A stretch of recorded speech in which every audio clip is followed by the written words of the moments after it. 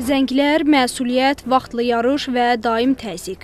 Elə peşələr var ki, bu sahələrdə çalışanlar təkcə fiziki yox, eyni zamanda psixoloji yük də daşıyırlar. Belə vəziyyətlərdə işçilər yalnız işin öhdəsindən gəlməkdə çətinlik çəkmir, həm də emosional və zehni olaraq yorulurlar.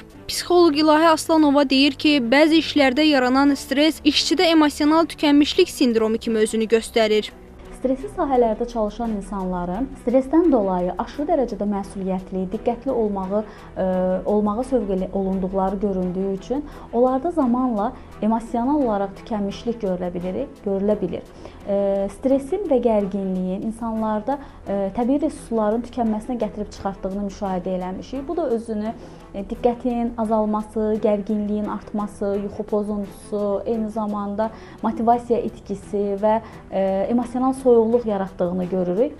Görünən odur ki, stres təkcə işin çətinliyindən deyil, onun daşıdığı məsuliyyətdən və insan faktorundan qaynaqlanır. Hər peşənin öz yükü, öz öhdəliyi var. Ancaq uzunmüddətli stres nəzarətsiz qaldıqda bu təkcə iş keyfiyyətinə yox, insanın sağlamlığına və həyatına da təsir göstərir. Mütəxəssislər vurğulayır ki, stresli sahələrdə çalışanlar düzgün iş rejimi üçün davamlı psixoloji dəstək almalı, şəxsi və iş həyatı arasında müəyyən sərhədlər qoymalıdır. Firuzə Məlikzadə, Vüsal Cəfərov, Xəbər Ertəsi.